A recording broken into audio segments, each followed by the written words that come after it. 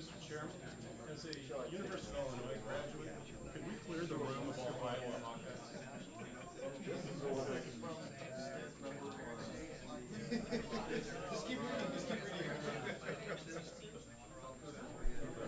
Roger, this is a Hawkeye-free zone. I'm sorry.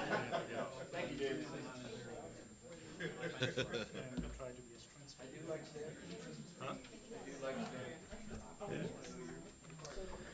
Okay, we'll go ahead and call to order the Board of Directors of the Monterey Peninsula Water Management regular meeting for Monday, May 21st, 2018. If we'd all please rise for the Pledge of Allegiance. I'll go ahead and lead you. I pledge allegiance to the flag of the United States of America and to the republic for which it stands, one nation, under God, indivisible, with liberty and justice for all. Thank you. Are there any additions, corrections to the agenda? Mr. Chair, there will be some minor corrections, which we will announce as we reach each item. None of them are substantive enough to change the course of our business. Okay, thank you.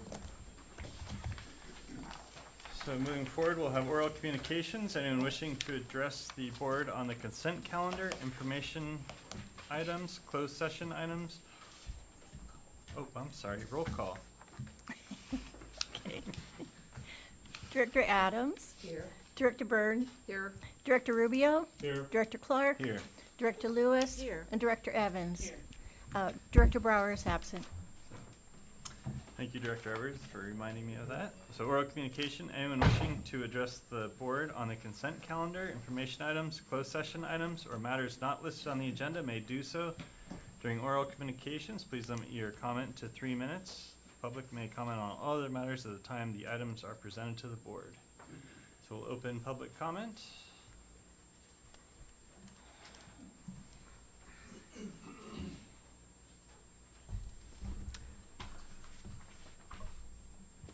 And there was the written part, the paragraph, written paragraph. Doesn't matter so much. I was going to talk, Dan Turner, Monterey. I was going to talk tonight about the investigative reporter and author David K. Johnston. I had hoped to have something up there listing his bona fides on the screen, the credentials that make his writing and listening, his writing worth listening to and trusting. He won Pulitzer Prizes and other sort of investigative reporting prizes. The chart, which we do have there, which I've shown you before, comes from his book, The Fine Print. Chapter 11 is about Felton getting rid of Cal-Am. It's called Draining Pockets. I guess that has something to do with water. Draining the pockets of the people in Felton, I suspect. Well, anyway, the chart which I've shown you before shows that Cal-Am had already gotten rates approved for Felton that would have cost the Felton folks over $2,000 a year for their water in 2008, the year they get rid of Cal-Am. Instead, they paid only a little more than half of that with the public system they joined.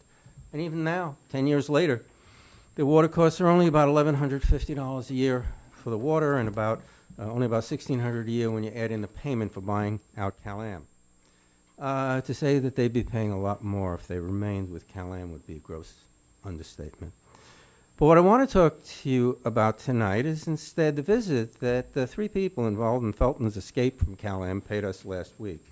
This isn't news to you. I personally invited all of you, and Director Clark attended. I've also sent each of you a synopsis of what these folks from Felton said. In a nutshell, their message is that they are paying much less for their water than they would have if they'd stayed with Cal-Am. They reported that their maintenance is much better now than it was with Cal-Am. Also, they've actually been able to negotiate satisfactory settlements with the directors of the San Lorenzo Valley Water District on issues with which they disagreed with the directors' decisions.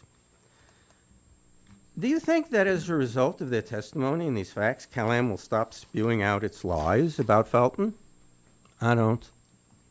And the reason that I don't is that one of Cal-Am's main talking points in opposing our efforts to get rid of them and replace them with a community-owned water delivery system is, don't let what happened to Felton happen to us. And that's just too good for them to let go of, even if there's no truth to it.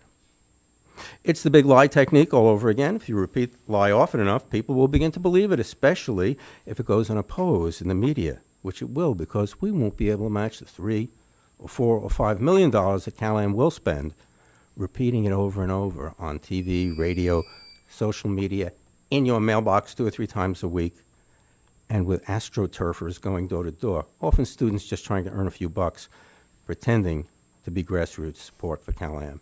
Ask yourself why CalAm would spend so much money to hold on to us, and the only answer you'll be able to come up with is that those millions are just a small fraction of the Anyone else for public 15 to comment? $20 million in profits Turner. that they're making off of us Thank every you. year. Thank you. Anyone else for public comment?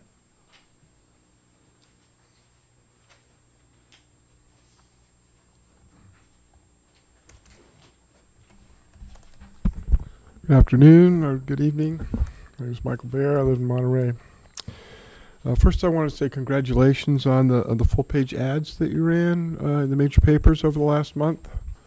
Thought they were excellent. They highlighted some major accomplishments that are real that the Water Management District has done. I hope you will consider running them, either them again or some more, just to keep your name out there that you're doing good things for our community, particularly around water supply and conservation and protecting the river, etc.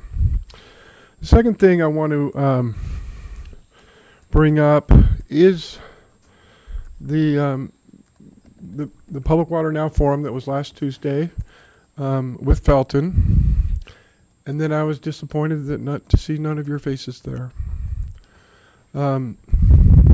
This is a party that's been through the process, and so it's a first degree account of their experience. And you know, this whole campaign is going to be around he said, she said. You know, Public Water Now says this, CalAm says this, and you're, you know, like everybody else, you're going to have to parse the truth. And I just think it was a missed opportunity.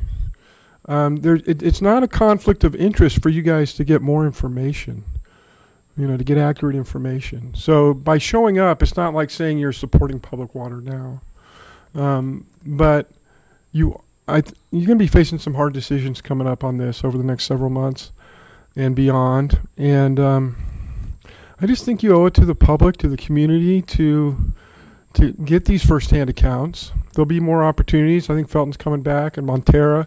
The Missoula thing, I don't think you should miss at all, because they're in the same neighborhood in terms of number of hookups and number of population served. And they had an excellent presentation last fall. So I just want to encourage you as these things come up to be there, and not suggest that that it's somehow showing favoritism. It's diving for the truth, and you guys are going to need to do that going forward. Thank you. Thank you, Mr. Bear. Other public comment?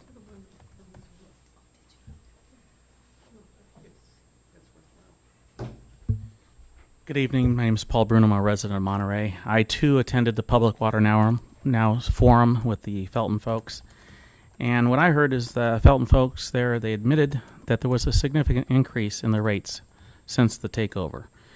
And also they admitted that they're being subsidized by the other ratepayers in the San Lorenzo Valley Water District. So the rates did go up, and they went up significantly. Also, they admitted that it cost a lot more than they anticipated to buy the system. And they had misspoke about the protections of Prop 218 and how that would affect them once they were purchased the system. All in all, I think it is important to be informed. Unfortunately, I don't think that everything that was said there that night was all that informative. I think the truth matters. Thank you, Mr. Bruno. Anyone else for public comment? Once, twice. Public comment's closed. Moving on to the consent calendar. Is there anyone from the board that would like to pull any items? Seeing none, staff. Anyone from the public wishing to pull any consent calendar items? Okay, seeing nothing. Second. A motion from Mayor Rubio, second from Director Byrne, for the consent calendar. Any further discussion? Seeing none, all those in favor? Aye. Opposed? Motion carries. Moving on to item 12, General Manager's Report.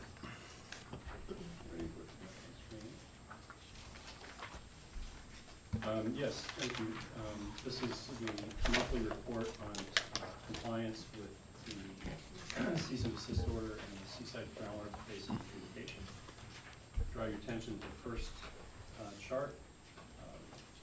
What you see here primarily is that the Seaside Groundwater Basin is slightly over the budget by 615 in the coastal and 161 acre feet in Laguna Seca, and significantly under the budget in the Carmel River surface waters. What this pretty much computes to is the far right column, where you see we're 478 acre feet under budget for year to date. But we should keep in mind that this is 702 acre feet over this time last year. But recall that production is not the best proxy for consumer demand. And within these numbers, our year-to-date includes 503 acre feet of aquifer storage and recovery to storage. This time last year included, as footnote 6 shows, it was capped out at 600 acre feet. And then there's, as you'll see on the next page, Sand City D-Cell is underperforming relative to last year. And so these forces kind of change the production numbers, if you will, for compliance purposes. But the takeaway is that we're under budget, which is a good thing. Turning our attention to production as a proxy for demand, and this is production for customer service. So this represents 7 months of basically deliveries from all sources for the purpose of meeting customer demand. And you can see that we are about 401 acre feet over this time last year. But keep in mind, even in February, we were at 395 acre feet over as a community. So we're keeping an eye on it to see if there is an uptick in demand. Recall, we talked about the fires. We talked about the lack of snow in Tahoe. Those were some really good months, especially December, in terms of the business community, and that translates quite a bit to customer demand as well. At the bottom of the page, and we'll talk, John will talk a little bit more about this with agenda item 17, but this is the time of year where we do an assessment of where we stand the remaining 5 months of the year plus the entire next year relative to available storage. And suffice to say, we're in a good position. And you can see here that the 12-month moving average as a rationing trigger is below the total production limit. So we're in pretty good shape, even though our precipitation was not everything we had expected. This shows the recorded precipitation. Through the end of April, we were at 13.42 inches, which is about 66% of long-term average, which at this time of year would be about just over 20 inches. Just by comparison, last year we had already surpassed 32 inches of rainfall by this time. So it's a different year. If nothing else were to fall to the ground, now, you know, there was a little bit of rain today that's not in this number, but it's not a big amount. But if we were to end the year today with this amount of precipitation, we would end up in the dry year category. So better than critically dry year, but the second worst category for purposes of drought tracking. Looking at unimpaired flow, we're at 44% of long-term average.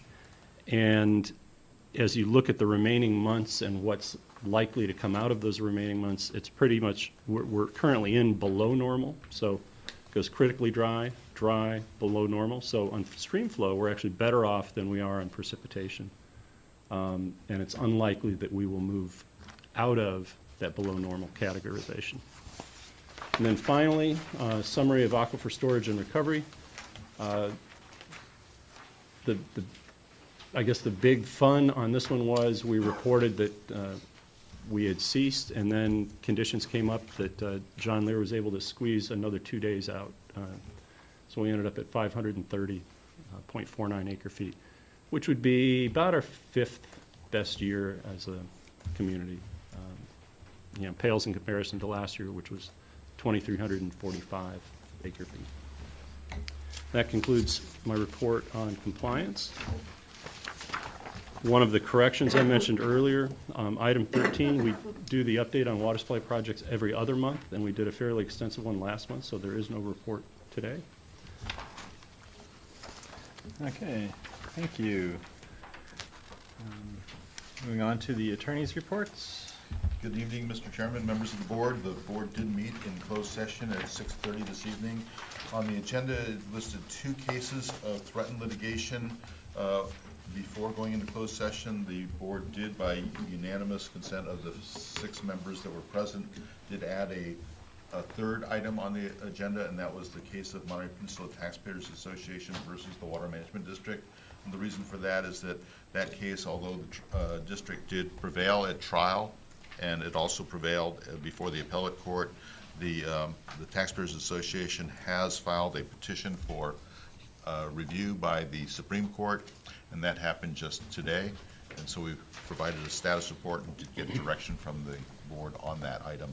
As to the other 2 items of threatened litigation, a status report was provided to the board, and general direction was provided by the board to staff and council, but no specific reportable action was taken. That concludes my report. Okay, thank you. Next is director's reports on including AB 1, 2, 3, 4 reports on trips, conferences, and attendance at meetings. Does the board have any reports? Having nothing, we'll go ahead and move on to our action items. Item 16, consider action to be taken with respect to Public Water Now initiative. This is not a project per SEQA. Board will consider adoption of resolution 2018-08 to call election within the Monterey Peninsula Water Management District boundaries on November 6, 2018, as specified in the Public Water Now initiative petition, submitting the proposed ordinance to district voters to require completion of a plan to address ownership, management, and possible acquisition, if feasible, of all Callum water system facilities and services. Thank you. The proponents of this initiative delivered signatures to the county registrar in April, and on April 27th, the registrar confirmed via email, followed with physical mail, that the certificate to initiate did achieve a sufficient number of signatures. The registrar determined that 11,557 signatures were gathered, and based on statistical analysis, determined that 8,409 were projected to be valid, which was far enough in excess of the 6,059 required to qualify this initiative. Now, once it's certified that the initiative is valid, it comes back to us, or whatever public agency, whenever an initiative is put out there, to the first board meeting following the certification, and the board has 2 options. One is to adopt the ordinance by vote at that meeting, or to refer it to the ballot at the next general election. In our case, we are proposing with draft resolution number 2018-08, a referral to the registrar for election, but you're not bound to that, and this is your conversation. I do want to point out in that resolution draft, Exhibit 16B, there are 2 typos on the first page, page 95 of your packet. The first is in the first recital where it says October 5th, 2018. That will be changed to 2017. And then in the fourth whereas, there's 2 periods after the word district. So pretty non-substantial, but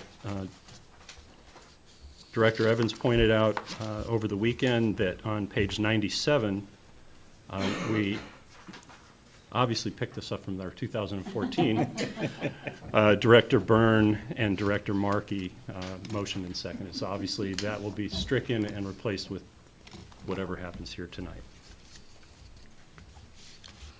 Okay, thank you. Does the board have any questions of staff? Seeing none, we'll go ahead and open it up to public comment. Wishing to address, please limit it to 3 minutes. How you do, George Riley. I think we've been working 4 years for this night, and so I'm glad it's happening. I have 3 questions, probably to the attorney, but it can be presented later. I don't need an answer right now. I understand the ballot question must be drafted and submitted. Does the district do that? Second question, an impartial analysis is also prepared. Does the district do that? Third, a fiscal analysis. I don't know if these are required, but at least these are the options you have. And the question is, will you do a fiscal analysis? My simple question.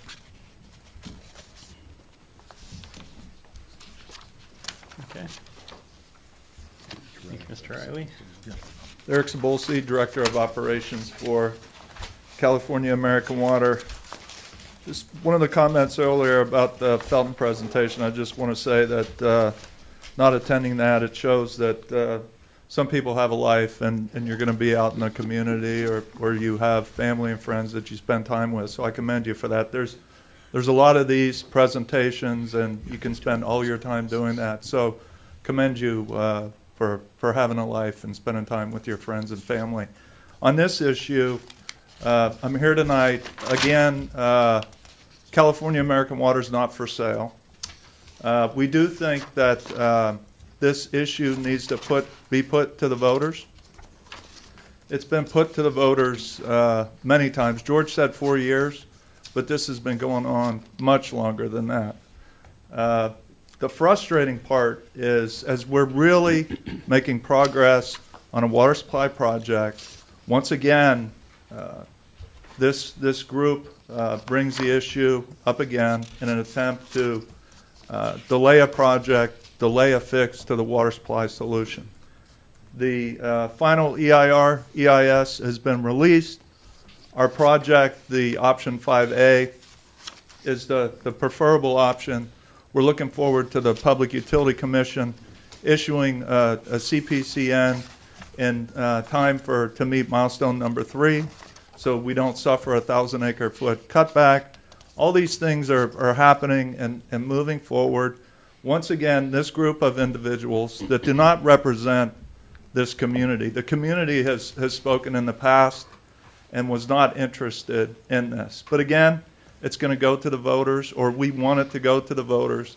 Have them, give them the opportunity to vote. Do not move forward with this without going to the voters. We're glad that is what I believe to be staff's recommendation on this issue, and so we ask that you do go forward with that. But again, we are not for sale, and we're proud of the job we do operating this system.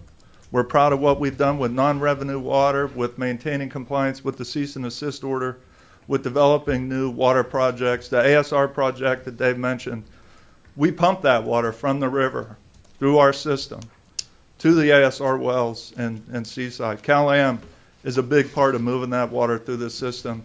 We work with the district staff. We're proud of the job that we do, and we're looking forward to the voters having their say once again, on this issue. Thank you. Thank you.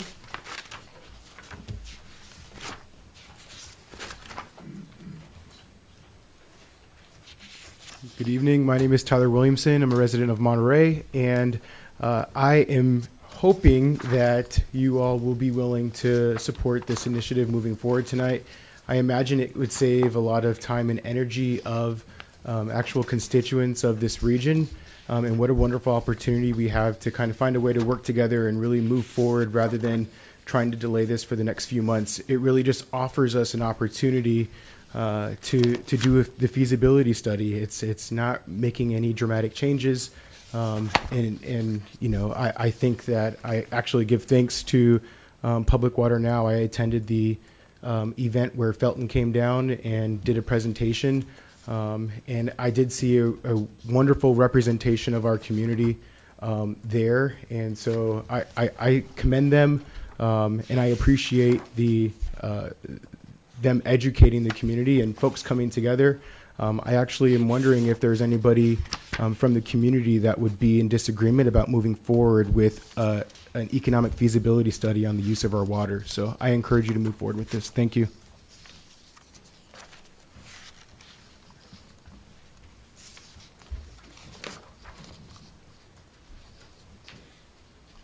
Ed Turner, Monterey, speaking mostly extemporaneously this time. Eric was right when he said this has been going on forever. What he didn't say was that it's going to continue to go on forever. Let's say that Cal-Am wins in the election. It's not going to be the end of this. In another year or 2 years or 4 years or 10 years, people will be back here doing the same thing. Because although getting rid of Cal-Am and establishing a community-owned water system won't necessarily lower rates that much, they may lower rates initially a bit, but what it'll do mostly is it'll stop the skyrocketing of our rates. Our rates will only go up with inflation then, like other public districts. Unless there's some sort of a special project, like a desal plant or something. If we stay with Cal-Am, rates will continue to skyrocket. And people will continue to become more and more aggravated. So even if we don't prevail in November, I think we have a good chance to. This is going to come back again and again. I understand it cost about $200,000, maybe a little less, 4 years ago. It cost the district that to run the election. You could save that. We could just go to the study.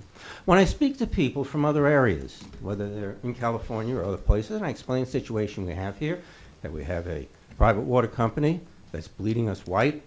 We have the most expensive rates in the country for no good reason. They say to me, well, and I explain to them what we're trying to do to get rid of Cal-Am. They say, well, what about your elected officials? I say, the mayors don't want to know about it. They say, go to the water district. Now we do have 2 mayors who support us. I wish they'd speak out more loudly and more often. But when I tell people that we have a majority on the water board that's in favor of keeping the private water company that's overcharging us so grossly, and what I was going to say in that last paragraph was that you should ask yourself why Cal-Am would spend so much money, $2, $3, $4, $5 million, to hold on to us, and the only answer you'll be able to come up with is that those millions are just a small fraction of the $15 to $20 million in profits that they're making off of us every year, instead of just the 2, 3, 4 million that they should be. If they were making only 2, 3, 4 million, I wouldn't be here. That would be fine. Wouldn't be going through all this. They're overcharging us enormously. And you've heard me say this before. You guys, the majority on this board that refuses to go forward with the study, forcing us to go through the selection is just one of the biggest failures of leadership that I've ever seen. Anyone else for public comment?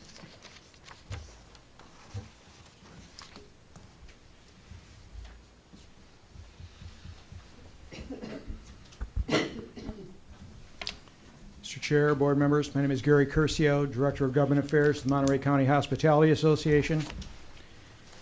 And we ask that you please do not take away our right to vote. Our community has been battling over water for so many years, and as you all know, nothing inspires us as much as impassioned debate. While we know this board could technically adopt this measure, we believe it is imperative that the people of Monterey County, of the Monterey Peninsula, be given the right to express their opinion. The last time we were asked in 2014, we turned down a takeover of Cal-Am. We believe that was the right decision, and we deserve the right to make the same choice again. We urge this board to put the measure on the ballot so that the people can be heard. A measure of this significance and potential monetary risk shouldn't be enacted without a vote of the people. And we of the Hospitality Association urge you directors to accept the staff recommendation and move this to the ballot. Thank you. Thank you. Other public comment?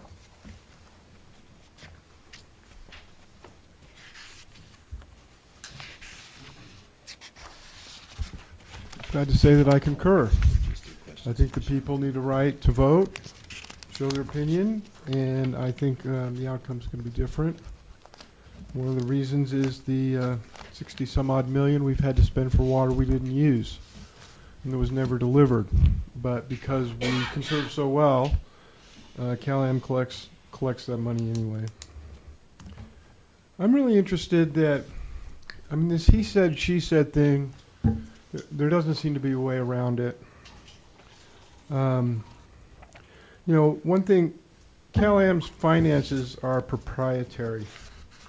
So we make claims like 30 cents on every dollar could pay for the bond. That actually $19 million out of $60 million goes to taxes and profits. And they don't dispute that. And because if they did, then someone would say, well, show us what you really got. And they don't want to do that. So they don't dispute it, they just ignore it, and then they say what they want to say. I'm curious if you guys might consider what information could you provide to voters to help them figure out what's true without, I mean, it's a difficult road. You know, one of the things that occurs to me that seems pretty obvious, I'm not sure of this, but I suspect that retirements are going to go up. Pensions. Talked to Andy about this in the past. You know, they're going to go to PERS, Public Employee Retirement System, which the understanding is that's more expensive than 401ks. So I don't even know how many employees they have, but I think it's the neighborhood of 60 or 70. And I'd be interested to know what sort of impact that might make. And we can say, oh, it won't be much, or we think it'll be this. And Cal-Am can say, oh, no, it's going to be several millions of dollars every year, and it's going to drive the whole community bankrupt. They can say that. And all we can say is, no, that's not true. But if there's an independent sort of analysis, then at least the voters have something to hang their hat on. And I don't know if that's the issue, but and they may take that issue and run. You probably already figured that one out, but if you haven't, you're welcome. But, you know, to what extent can you help the voters decide what's true? And between now and November, I hope that conversation continues. Thank you. Thank you, Mr. Bear.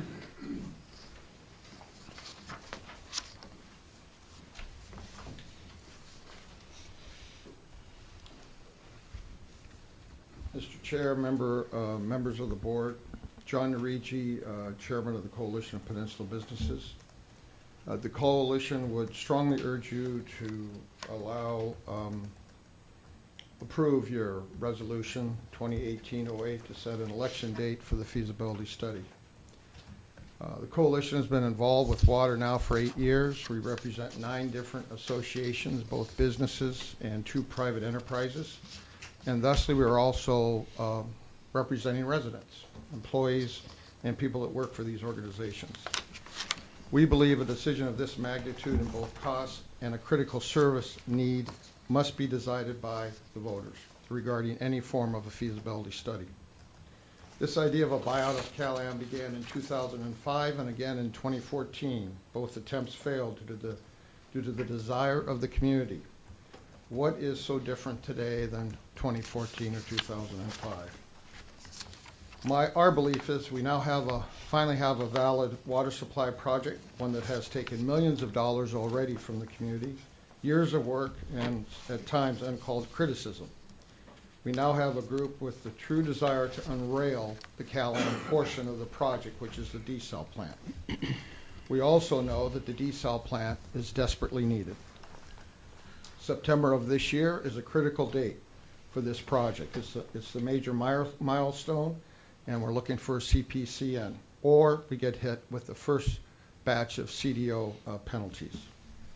The community should be focused on that, not the sales pitch being promoted to buy out Cal-Am at this time.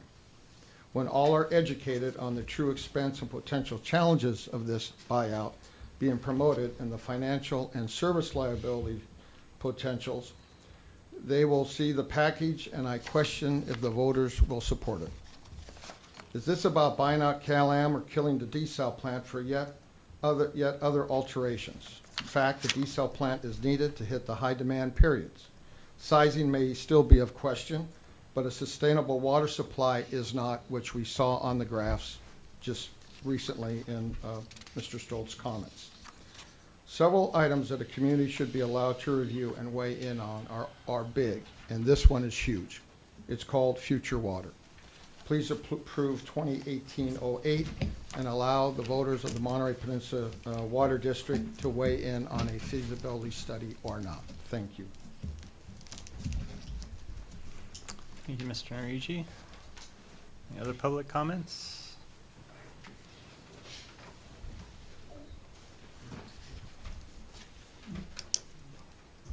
Good evening, Mr. Chair and District Directors. My name is Jody Hanson. I'm the President and CEO of the Monterey Peninsula Chamber of Commerce.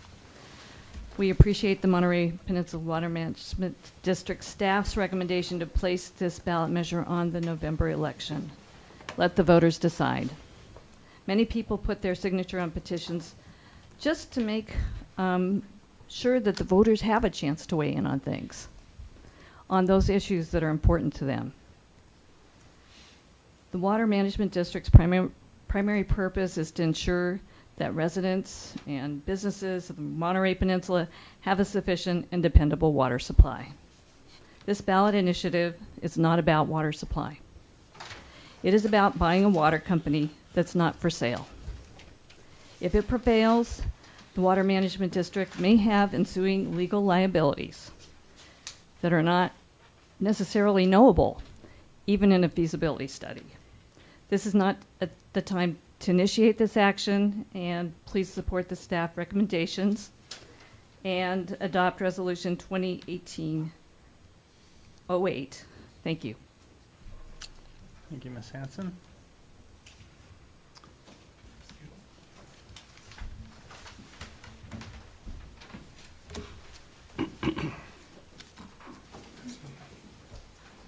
Mr. Chair, members of the board, Paul Bruno, resident of Monterey. I'm going to just hit some high points. The public really does need to weigh in because obtaining signatures is not the same as a campaign. It's a one-sided effort. There's no debate of the issue. It's done one-on-one. That's not how we make our decisions in this community. We need to have a campaign. We need an open debate of this issue. Historically, this community has turned down takeover attempts such as this and other initiatives. I'm not sure if anybody remembers the Power Initiative many years ago. I know my son and I worked on that. He was this high and he was part of our ad campaign, and now he's 25 years old and a great young man. At that time, the Power Initiative, everybody expected, oh wow, it's just gonna pass with flying colors. It was overwhelmingly defeated. The community spoke. The community often speaks louder than a small group of loud individuals when given the chance. Also, I think that this district should remain neutral when it comes to this matter. For one, if you're going to prepare some impartial analysis, you need to be impartial, and taking a side is not really proper.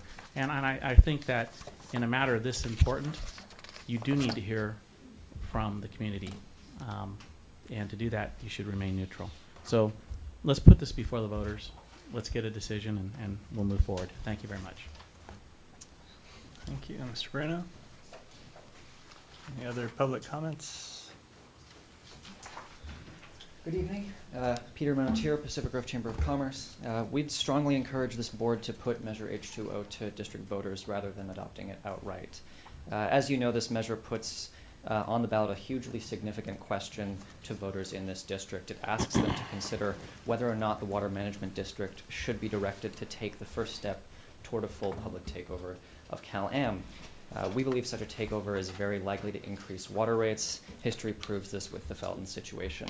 Felton ratepayers were asked a similar question, and they answered with support for a takeover that was promised to cost about $2 million. It wound up costing well over $20 million, and that was for a water system much smaller than the one managed by this district. One can only assume the financial impact of such a takeover would be much higher given the size of our water system if voters go that way in November. It's a question which stands to impact significantly the pocketbook of every ratepayer in this district, and such an important question should only be answered by the voters. Thanks.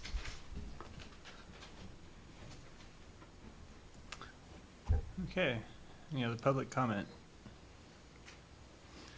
Once, twice, public comment closed. Mr. Chairman, might I respond to the 3 questions I heard from Mr. Riley? Please do. I'll take them in reverse order. He had a question as to whether or not there would be a fiscal analysis of the measure itself. This board does have the authority under the Elections Code to seek a 30-day report and to examine the cost of the question itself, not the feasibility analysis that would be authorized, but the cost of proceeding with that. Your staff has not made that recommendation. Your staff has suggested that you act now to put this on the ballot without that extra step. The question arose as to who would be performing the impartial analysis. The Elections Code confers the authority upon me as your district council to prepare that impartial analysis. It would be subject to review and revision by the county council's office, but it also provides an alternative whereby my office can confer with county council and defer to county council the authority to draft. I have contacted county council's office. I feel for the appearance of impartiality that it would be best for county council to draft that from start to finish, and therefore to have a hands-off approach. So that's what county council has agreed, and that would be my approach. With respect to the questions to who actually drafts the ballot question, the ballot question will be undertaken by the registrar, subject to the review and revision by county council's office. I believe that responds to those questions. Yeah, thank you. Does the board have any other questions or comments? Ms. Lewis? Everyone who speaks, both proponents and opponents, all are saying the same thing. It seems that you support passage of the feasibility study. But I wonder if some people are somewhat confused about the decision that we're making tonight, and that they know that, they seem not to know that we are not making a decision on whether or not to acquire Cal-Am tonight. We're making a decision on whether or not to approve a feasibility study. I just wanted to make that clear.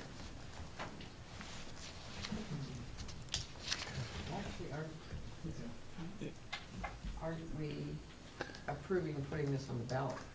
Well, as laid out in the recommendations, you have the option of approving the ordinance and adopting the ordinance tonight, which would then result in undertaking a feasibility study and, based on its results, evaluate next steps, or to defer that decision, wait for the voters to render their decision, and then end up in the same place. I'll entertain a motion. Yes, I'd like to make a motion that we refer this to the voters. That we refer Second. this to the voters. That would be by adopting the resolution. Is that Is correct? that what the resolution says? Yeah. Okay, so we have a motion by Mayor Rubio, seconded by Director Lewis. Any further discussion? With that, we'll call the question. All those in favor? Aye. Opposed? Motion passed unanimously. Okay, moving on to item 17. Receive and confirm water supply forecast for a period of May 1, 2018 through September 30th, 2019. And Mr. Chair, I know that most of the members of the community are dying to hear about the water supply forecast, but maybe we just allow 90 seconds if they want to clear the room. I think there was an expectation, something a little more, I know. to follow our lead. You have the options. I just think that heading down the path without the vote. It just seems to be so much financial exposure. Okay. So we'll receive and confirm the water supply forecast for a period of May 1, 2018 through September 30th, 2019. Adopt Resolution 2018-09 to amend rationing table 14-4. Okay, thank you. Good evening, Director Clark, members of the board. No, just have to say that I never really knew what it felt like to walk a room before. So, no. So we're here to talk about the water supply forecast for the end of this water year that we're in, which is water year 2018, and in the entirety of the next water year, 2019. So this forecast applies to the current projected water supply and the demand conditions within the Monterey Peninsula Water Resources System. And the system is defined as the surface water in the Carmel River and its tributaries, and the groundwater in the Carmel Valley Alluvial Aquifer and the Seaside Groundwater Basin. So graphically, this looks like the Carmel River watershed, the alluvial aquifer in the Carmel River, it's going to be right here, and the Seaside Groundwater Basin right there. So this forecast will consider the California American water and non-California American water demands for the end of this water year and the entirety of next water year. So when we sum those together, we want to see if on May 1st of 2018 we have enough water in physical storage in our system to get through the end of this water year, and if we receive no precipitation or went into a drought, could get through the next water year. So as of May 1st, our storages were at 1,670 in Los Padres Reservoir.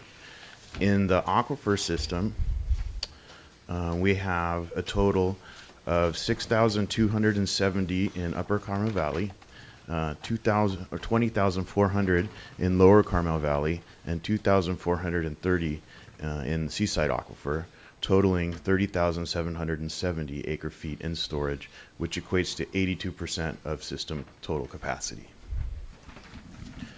So projecting May through September demand for water year 2018, we see that we have about 4,500 acre feet of demand by CalAm and about 1,000 or close to 2,000 acre feet of demand, totaling almost 6,400 acre feet of demand to close out water year 2018.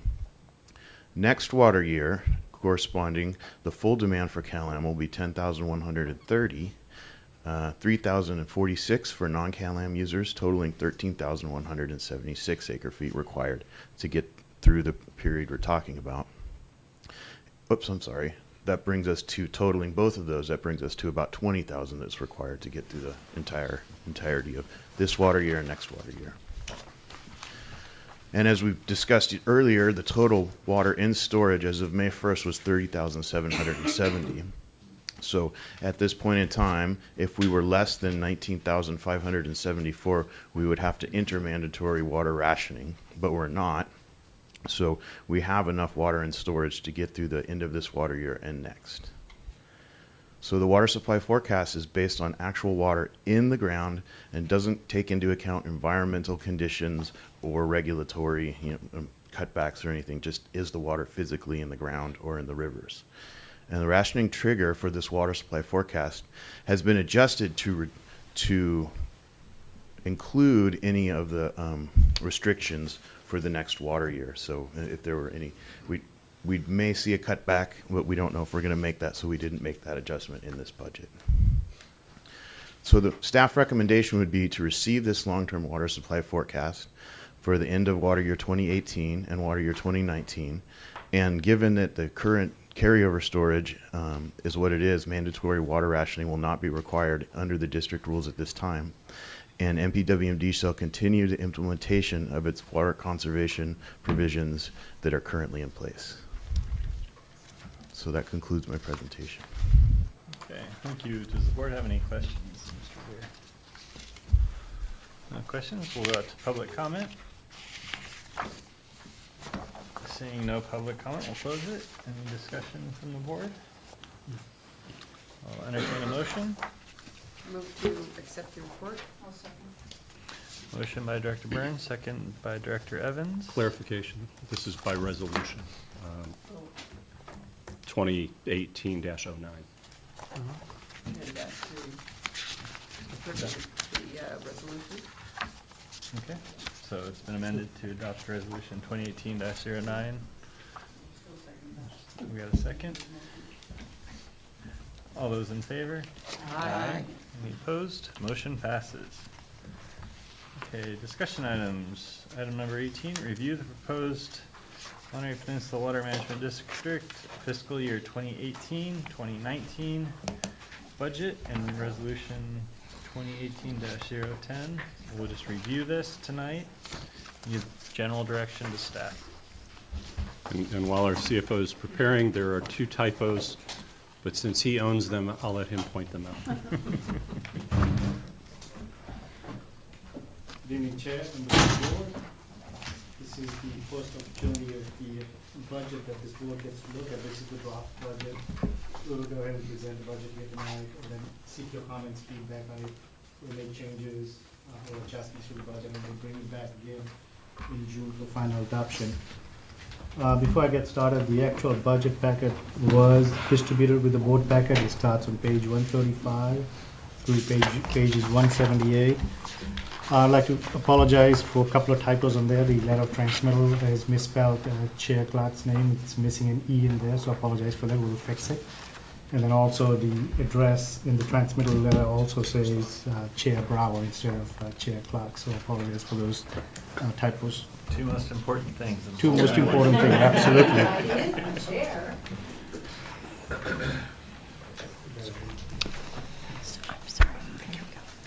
So we'll get started with the draft budget itself. Just to remind the board that the 2005 board adopted strategy, it was to develop annual balanced budgets each year. And we've made all attempts to do that every year. And this year you'll see that it is definitely a balanced budget. Also, one of the adopted strategy was to preserve the existing service and enable district to carry out its mission and also the board's vision and strategic vision. Also in that 2005 adopted strategy, one of the items was to maintain the general operating reserve at 5% and to replenish it to 50% in the future. Happy to report that this budget itself, you'll see the operating reserve is at 74%. So, and we'll talk more about that as we get to those slides. We are mindful of the current status of district's funding sources. One of the new answers was the user fee received from CalAm ratepayers. Because we don't have historical trend on that, we really didn't know what the actual collections was going to be, so we're still kind of like going through that in terms of trying to figure out what the actual collections are going to be. We continuously monitor those. The original division request that came in to us, we did meet as a team management budget review meeting. We had like 2 meetings, and then we kind of like fine-tuned the budget before we got to tonight's draft budget. And then the layout of the budget, you'll see it's exactly the same as the previous years. We didn't make major modifications. There were some minor modifications, but nothing major in terms of the layout itself. So despite the 2005 strategy to have a balanced budget, last few years we were not able to balance the budget, and that was primarily due to the PWM project, Pure Water Monterey project. We were spending quite a bit of money on those projects, but happy to report that this year is a balanced budget. We did not include reserves, and we were able to maintain the current programs and services at the level that we've sustained in the past. And as I mentioned, the total reserve balance stands at 74% of the operating budget. The 18-19 budget, the total budget itself is $15,989,000, short of $16 million. Slightly lower than last year's budget. It's about 6% below last year's budget. And then, as I had mentioned on the user fee itself, the full year of user fee is included in this budget itself. Again, that's based on estimated CalAm collection of water revenues. We do get 8.325% of CalAm's collection, so depending on what the collection is, and that's all based on CalAm's rates, also based on the water usage as well. So there's a bit of fluctuation in that. It's never a continuous supply. It's basically there's peak and off peaks, and that's what's kind of like hard to manage. So we will continue to monitor the collection, and then we will make any adjustments during the mid-year budget, and we did that last year as well. We brought to you during the mid-year budget process, and we upped the user fee a little bit, but we continuously go ahead and monitor those. Some of the large ticketed budget items that includes in this budget itself, we have the engineering and construction of the ASR Phase 1 expansion site. That stands at a little over $1 million. We do have the operation of ASR Phase 1 and Phase 2. The potential pure water Monterey expansion, we have $800,000 in there. There's a potential of that number going up. We may bring that during the mid-year budget process. Dave may want to say a few words on that. Yeah, I just want to remind you that that's a contingent expenditure, that there's been no decision made to continue to pursue pure water Monterey expansion. So unless the Public Utilities Commission opens what we call a Phase 3 investigation into this, and makes a specific recommendation, or if the State Water Board makes a specific recommendation, then it's going to be awfully hard for us to voluntarily continue to pursue that option. That option is out there as a potential alternative to the desalination plant, should the desalination plant get caught up in the court process with an injunction and a lengthy resolution process. We also have the Los Padres Dam plan in there for about $440,000. That's a continuation of effort from last fiscal year. Local water projects, we continue to carry about $395,000 from last fiscal year, an additional $100,000 or $80,000, I forgot the exact number, but that combines to $482,000. So most of it was carryover from last fiscal year. We have some financing cost structure for the CalMD cell, that's at $300,000. We also have the drought contingency plan, $220,000. $130,000 worth of effort for the permit 20808B alternative analysis. We also have $125,000 for the geochemical model updating. These are all in the detailed part of the budget, what's called the project expenditures. I'm just highlighting the big ticket items. And on these, go back a page, please. And again, similar comment on the CalMD cell. This is if the Certificate of Public Convenience and Necessity, the CPCN, is issued and it is moving forward. Then we'll begin work on what's called a financing order. You may recall that there's component pieces of financing, and there's a public contribution or public bond issue that would help reduce the cost of the project. That would be the front end of getting that order in place with the commission. So if it's not moving forward, then we won't expend that money. In the drought contingency plan and possibly later basin study, these are grant funded where we have to make our local match, and so this reflects the local match piece. Fish rearing facility and related fish-related rescue activities, that stands at $448,000. That's about 50% higher than what was budgeted for last fiscal year, and primarily because we added a new program. It's called the Fish Counting WIA program, and the total cost to operate that program is going to be about $275,000. So what's included in that $275,000 is basically a full-time position budgeted in this budget. We have a vehicle, and then we have the design, build, the construction and operation of the fish WIA, the fish counting WIA system. One of the reasons was because the Ditson sound camera that we implemented in 2012, that's been ineffective recently because of the striped bass in the river itself. And then one of the conditions for the 5-year Federal Endangered Species Act Section 10A permit that we've applied for, that we'll get next fiscal year, that will have to continue some sort of fish rescue. So that will require us to do the fish counting, and so as a result of that, because we don't have the Ditson equipment itself that's rendered ineffective, we will need the fish counting rear facility. So that's one of the reasons why we've added that $275,000 So program in here. the important takeaway is it wasn't just something we thought would be fun. $105,000 towards the riparian erosion control activities. We've got $116,000 for the hydrologic monitoring.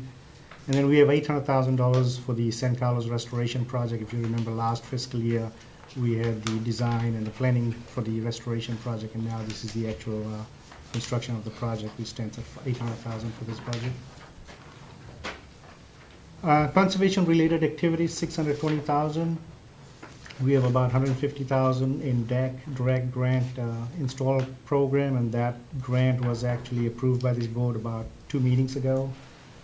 We have water conservation rebate at $700,000. The water demand division database, $350,000. Last fiscal year, this board adopted a $725,000 project, so half of that project is done, the other half is carried over into this fiscal year. And then we have the design and construction water intake system, that stands at $2 million. 1.8 is going to be grant funded for that project, the other $200,000 will come from district revenues. So overall, if you look at the total budget itself, the project costs are $9.3 million. It's significantly higher than last fiscal year, about 64%, and that's because we've got some big ticket items in here, like $2 million Sleepy Hollow intake. We've got $800,000 for the restoration project. The personal costs are 7% over prior year, stands at $3.8 million, and the reason there is we've hired a new position, or actually we've shown that we will hire a new position for the WEA program. We've also got 3% salary increase, which was a negotiated MO item about 2 years ago, so that's the final last step increase in effective July 2018. And recall that 2 of that 3%, it reflects the last bit of employee pay under PEPRA, which we'll talk about. The next item. Service and supplies, that's relatively flat. It's about 0.5% increase over prior year, stands at $1.3 million. Legal expenses, flat, same as last fiscal year at $400,000. And then we've got election expenses at $160,000. This is every other year election cost. And we've got $80,000 for the general election itself for the board. And then we've got budgeted $80,000 for possibly the last item that the board approved, which was the initiative for the pure water, for the Water Plus now. So we've got the election cost in there. We have continued making payment of the Rabobank loan, $230,000. Fixed asset purchase. My time's up. Good. We have fixed asset at $600,000, which is about 32% lower than last fiscal year. In the last fiscal year basically have some heavy ticket items. This one doesn't have that much. Contingency, same as last fiscal year. And then we're setting aside capital equipment reserve money, $100,000. And then we're also setting aside $252,000 in general reserve. And that's basically a plug-in number to balance the revenues to the expenses. So that's what you would call little surplus going into general reserve. Looking at the fixed asset, the $600,000 I was talking about, you'll see computer upgrades at $27,000. All of the other items, the next 4 which are highlighted, the $350,000, the $49,000, the PBX at $43,000, the backup generator. These are all carry forward items from last fiscal year. They were approved by this board last fiscal year, but we did not either complete the project or did not start the project. We also have a server room upgrade project in there for $35,000, and a vehicle purchase $25,000. That's for the WEA program. The server room upgrade is basically we're planning on upgrading our phone system, going away from the PBX system, which is about 25 years old, 20 to 25 years old. In order to upgrade to a new phone system, we will definitely need new cabling. And as a result of that, we're looking at moving our server room as well, because it's on a second floor and there's a lot of noise from vibration. So that's the item in there for the server room upgrade, which includes cable installation as well. So the total project for fixed assets stands at $600,000. Expenditure summary, if you look at the expenditure itself, 36% of our total expenditures are attributed towards the project expenditures, which are either reimbursement projects or district-funded projects. Sorry, take it back, not reimbursement. The reimbursement projects is the next section, the red one, which is 22% of the total budget. And then the personal cost are 24% of the total budget. Service and supplies stands at 8% of the total budget, and then the rest of them are like less than 10%. So those are little slices there, the fixed asset, general fund. So this is what comprises of the total expenditure itself. We've kind of like highlighted the segregated sections.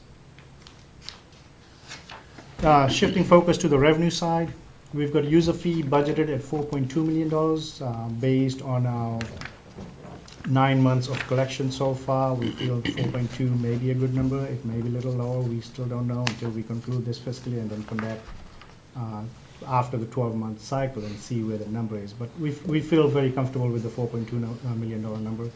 Water supply, same as last fiscal year, $3.4 million.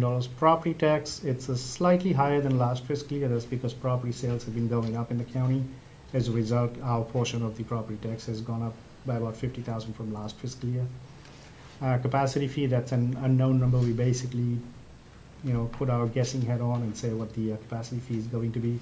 Again, based on the historical trend, we feel 250 is a good number. That's based on water permits when issued, is the... Next item is that the water permit fee. So basically, again, that's a guessing game. We know based on estimated number of permits pulled, we feel 230 based on prior history is a good number. Interest, 35,000. It's a little higher than last fiscal year. Interest rates are going up, and we've got more money in our reserve accounts now, so that number's going up a little bit. The district generated revenue stands at $9.9 million. We'll shift focus to the reimbursement revenue. You'll see CalM reimbursement. This is coming from CalM customers in sort of terms of like ASR operations, rebate programs. This is all given by CalM ratepayers. So that's $1.5 million. The grant, we've got the Sleepy Hollow intake grant. We've got the DAC installation grant. We've got the drought contingency grant. That all stands at $2.1 million. Other reimbursements, minor reimbursements in there at $80,000. Water master reimbursement at $54,000. Recording fee $40,000, and then we get $20,000 from reclamation project. That's when we manage the reclamation project in terms of the billing and doing the financials for the water sales part of it. That's our reimbursement there. And then legal reimbursements when people come in for deed restriction and filing and all that. That's that $16,000 reimbursement. So our total reimbursement revenue stands at 3.8. So if we compare the revenues to last fiscal year, district revenues, it's about 1% more than last fiscal year, $9.9 million this fiscal year. Reimbursements are significantly lower than last fiscal year, $3.8 million. And then the big number is the carry forward from prior fiscal year. That's at $2.1 million. Now these are all the projects that were approved in last fiscal year, but were not completed or had not been started. So we take those money and we bring them into this fiscal year, so we call them a carry forward, or prior authorized amount that has not been utilized. So the total revenue sources stands at $15.9 million. Again, that's the same number as on the expenses side, balancing the two sides. Big ticket items for the revenue itself, 27% comes from the user fee, 21% from the water supply charge, and 11% from the property tax. 13% is the carry forward, and then 13% is the grant, 11% from the reimbursements, and the remainder are less than 10%. So you'll see capacity fee, permit fee, interest, and all that. So those are the slices of the pie where the revenue comes from. Sources and uses, we kind of like summarize the total expenditures there. You'll see $15.6 million, setting aside $350,000 in reserves, which are the operating reserve and the capital equipment reserve. That makes it $15.989 million. District revenues $9.9 million, reimbursements $3.8, and carry forward $2.1. That makes it $15.9 million. So that's how we balance the budget. What we also wanted to show the 5-year revenue history, just so you know, the blue piece there is basically the water supply charge. So you'll see in the last 5 years relatively flat. Also the property tax, it's also relatively flat, that's in red. And then there's some small items in there like interest, permit fee, capacity fee. And then the purple chart, the first three columns on the left-hand side, that was the mitigation fee or mitigation revenue. Now what's replaced by the user fee. So the top green bars now, starting the third year and fourth and fifth, those are all the user fees. So you can see there isn't like a big jump in our revenue. It's relatively, I would call it relatively flat. Just keep in mind the last two columns on the right-hand side, those are still budget numbers. So we've got the 17-18 budget numbers. We have not concluded the fiscal year, so we don't know what the actual numbers are going to be. We plugged in the budget numbers. And then, of course, the 18-19 is the budget number as well. We also wanted to show a 5-year expenditure summary. So you can see the salary is relatively flat for the last 5 years, and then the red bar there is the benefits and taxes. That's also relatively flat. The purple part is the operating expenditures, and then the blue part is the professional fee. So you'll see that's fairly flat, relatively flat, and then the big jump is the project expenditures. Those are basically the nuances where we don't have a control on those. It's basically a project year, not a project year. Reimbursement projects are not a reimbursement project, so that's what makes the chart a little unstable. And professional fees did go up in the last couple of years because we're outsourcing our HR and we're outsourcing our graphical GIS, Geographic Information System. And we added the federal lobbyist, so.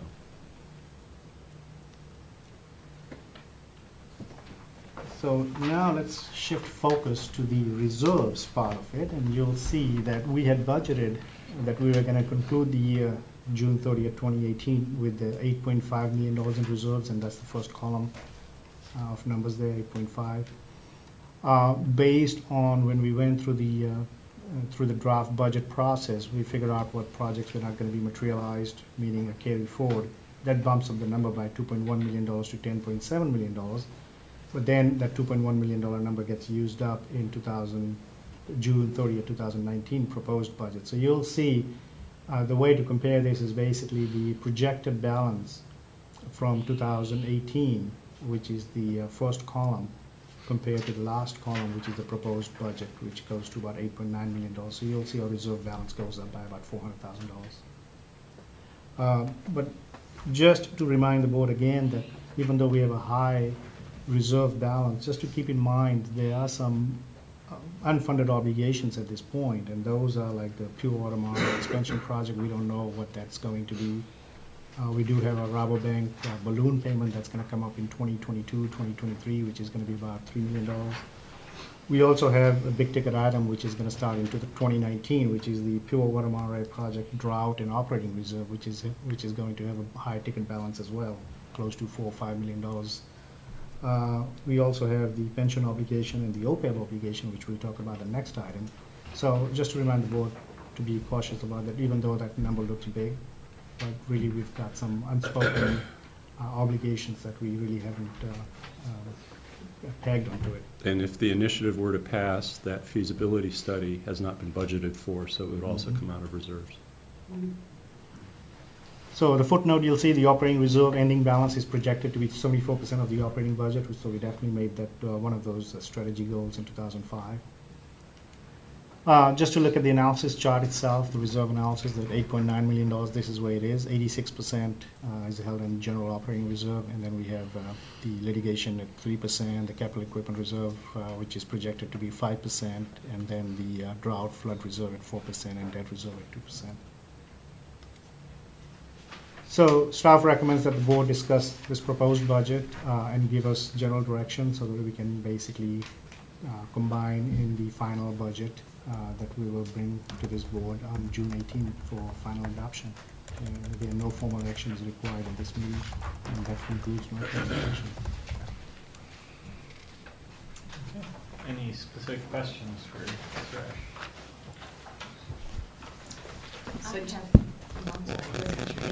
So I just have a few questions. On page 13, or page 3 actually, I think it's slide 13 in the deck, it indicates that the budget is slightly lower than the 2017-18 budget, and I was wondering why that was, and does it have to do with the Pure Water Monterey project, or why would the expenditure budget be less this year? The project expenditures? So it's well, the overall budget. Overall budget. And oh, yeah. So the good place to look at that would be on page.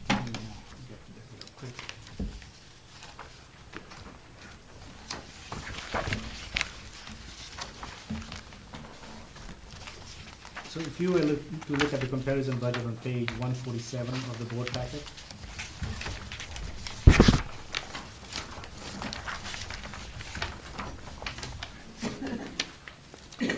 And if you'll see, it's a combination of numbers. The personal cost went up by 7%, or $254,000, and that's because we added a new position in this budget. We also did a 3% salary increase in accordance with the MOU.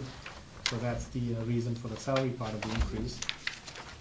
The service and supplies were relatively flat, about 0.5% increase.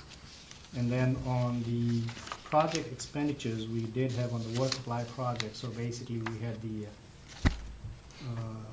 $800,000 for the Pure Water Monterey project. We had $1 million for the ASR expansion project. We had about $440,000 in the Los Padres Dam project, so there are some heavy ticket items in there. The mitigation part of the budget, which is about $900,000, that's primarily again due to the two projects in there, which is the Sleepy Hollow intake construction at $2 million. And then we also have I'm sorry, not the $2 million, but the San Carlos restoration project at $800,000. That's the big ticket item there. And then on the reimbursement projects, 63% increase or $1.3 million, that has the $2 million Sleepy Hollow intake project. Yeah, but the shorter answer is, it all has to do with the mid-year budget accounted for the reimbursement of pre-construction costs that we received. So if you look at the third to last line. That's right, I just saw that. So we started off the year without expecting that large-scale reimbursement. It wasn't in our budget. Then at mid-year, we did put it in our budget, which made the budget look bigger than it really was when you adopted it June a year ago. And so now we're comparing a more normal-sized budget to something that got grossed up because of $4 million of reimbursement. Got it, thank you. Thanks for that. Thank you. We're over here. And I have some more questions. Oh, go ahead, I'm sorry. I'm just, so, on page 5, the slide 15, the water conservation rebates, I thought that we were pulling back from that. Is that not so? So the story for the water conservation rebates is basically CalAm's GRC has not been approved. So in January, this board took action where basically we approved pre-funding of the water rebate program up to $270,000, which was going to carry on until June. And then we are anticipating that the GRC gets approved, so we're putting in $700,000 for rebate program, but we will most likely be coming back to this board and again asking for pre-funding because the GRC hasn't been approved. So we haven't stopped, it's just that we were pre-funding it. Okay, okay. I think I have one more. Did you say the balloon payment was $3 million? Close to $3 million. Close to 3, okay. I think that is all that I And had. that's still, what, about 5 years away? It's 2022, I want to say, 2022, 23. Okay, thank you very much. Could you repeat those long-term expenditures, like the balloon payment? Oh, the obligations? Yeah. Yeah, so we have the Pure Water Monterey expansion project, the Rabobank balloon payment. We have the Pure Water Monterey drought and operating reserve. So basically, when the project kicks on, we are to set aside some water for the drought and reserve portion of it, and we'll have to fund for it, meaning we are going to hold the water in the ground. We also have the pension obligation and the OPEB obligation. Thank you. And potentially a feasibility study. Potentially a feasibility study. Director Lewis? Quick question, page 18. I know you probably went over it and I missed it. But under 2018-19 revenues, other reimbursement, where did you say those came from? So the other reimbursements are basically the geochemical and the water modeling study that we are going to be doing. Portion of that is coming back from CalAm and portion of it is coming back from Pure Water Monterey. So it's a combination. Thank you. Have another one. You had indicated that we've got about $2,147,000 in grants. And can you tell me what those are for? So 1.8 is coming for the Sleepy Hollow intake project. So it's the State Coastal Conservancy. 157,000 and then 100, so $257,000 is the DEC grant. It's the IRWM process through the state's Department of Water Resources, Prop 1 funding. So this first round is disadvantaged community-based, and we've got a program of our own, and then some of the rest of the money went to Monterey stormwater process. And 95,000 is the Bureau of Rec, so that's the drought contingency plan. Thank you. Thank you. Just a question, back on the page 147, your expenditures comparison year by year. I noticed that under personnel in the last item, you have something called staff development, and that's been cut pretty significantly. Can you tell me what staff development is? So that's staff going on conferences, training, webinars, any of those activities that's related to development of staff programs. Okay, is there a particular reason that that was cut? I think that, has it been that we just haven't spent the money in previous Yes. years? So each division manager prepares a budget based on their needs and based on expenditures to date. We do value staff development and memberships, and so we want to see things happen. But there's been a few divisions that have been habitually budgeting and not using it, and so we just trued it up. The water demand division pretty much uses its budget pretty effectively. Fisheries, it's kind of hit and miss. This year we do have 2 fisheries biologists who we're going to, I don't think it's happened yet. They're gone. They're there? But, yeah, they're there, yeah. But yeah, it wasn't a kind of top-down policy of let's cut the staff's development. It was the managers looking at their actuals. Okay, all right, I just think that's pretty 17-18 important. was actually a little oddball if you look at the comparison. That was a little high amount. So we did the mid-year, they did not revise them, but then we brought them in line with the 16-17 budget, which was really, Okay. showing Okay, what it was. I just, I didn't want I didn't want to take away from staff development, that's why I was asking that question. And then the other one that jumped out for me, under services and supplies, about halfway down, the printing budget was cut by about 95%. Is that was significant? Yeah, habitually we've been budgeting in there, but then we realized that that's the line item that we don't use. The printing and duplicating effort are actually captured in other places. So, for example, the photocopy related expenses are basically captured in the equipment lease itself, because we do have a maintenance contract for that as well. Got it. And then plus the office supplies capture some of those printing line as well. Okay. All right, and then the last one that I saw under public outreach, service and supplies, that was also a drop, and I know that we have public outreach in other line items, so I just want to make sure that we're not losing any opportunity to reach out this year. That was right in line. That was only $200. So yeah, it's only $200, but Yeah. I mean, really, why cut $200? Yeah, so this public outreach line is primarily my office's public outreach, so includes things like participation in the Hospitality Association golf tournament, where we're being a good citizen. Actual public outreach is in a different area, and then both time and materials gets put through that budget. Okay, all right, thank you. So where does that fall in this? The actual public outreach Yeah. budget would be in professional fees and And the project line for the water demand. yeah. So in the project pages, there's outreach as well. And then I did have a couple of questions regarding reserves. Have we historically, I guess I'm looking on page 21. I don't know what the number that is. 21 on the top. So we have our litigation insurance, capital equipment, flood, drought, debt reserve, and then obviously the operating reserves.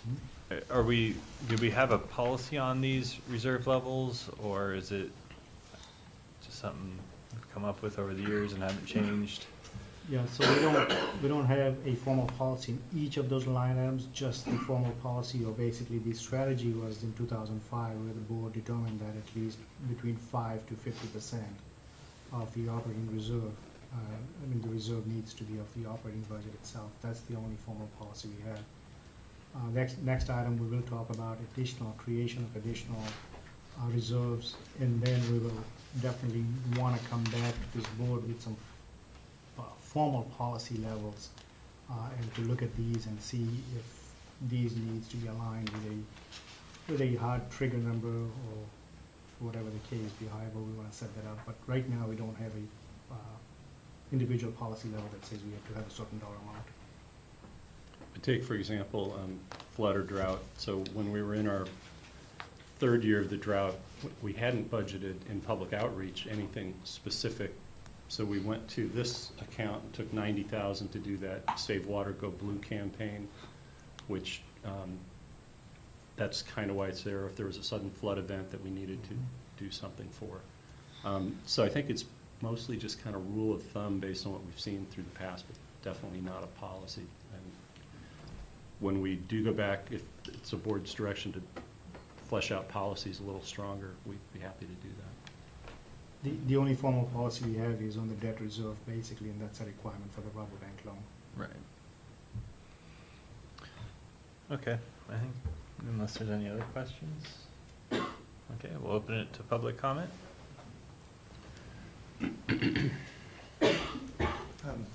Thank you, George Riley. I have, it was on your second slide, but it was, I think, it had to do with ASR, several references, and Pure Water Monterey references.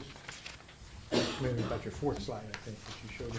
Anyway, I don't have a whole lot necessarily reference to that slide. It just triggered a thought. You know, what you heard tonight was people who are supporting CalAM's desal project versus water supply. One's very specific, one's general. And I just wanted to point out that this Pure Water Monterey expansion was initiated by the PUC itself. They asked the community for options on going forward that may either reduce the size of the desal or at least provide a water supply sooner than what the desal schedule looked like. And my understanding is that the PUC asked for this.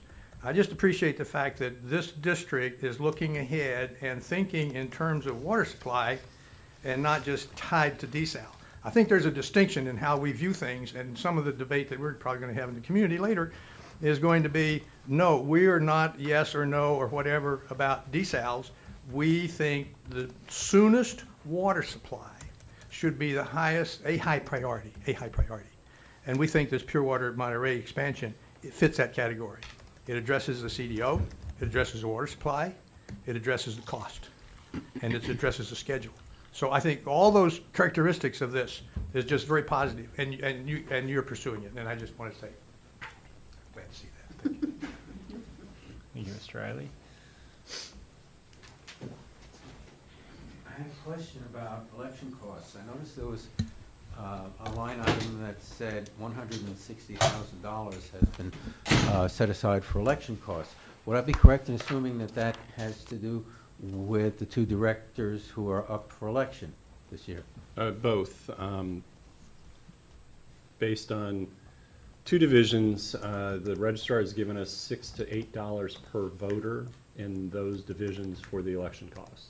And each division is about 20,000 population, which means, you know, potential voters of probably around 8,000. And I don't know if anyone remembers their turnout numbers from before, but could probably do some calculations. Then divisions 3, 4, and 5, who don't have a director, will have an initiative. And so the initiative petition last time was just over $180,000 total. So that's kind of where we expect it to be. He allocated 80 and 80, 80 for divisional and 80 for initiative. But the initiative goes on the ballot where the directors are running. So there's just some cost savings that will happen, but it's both components, the initiative and the two directors.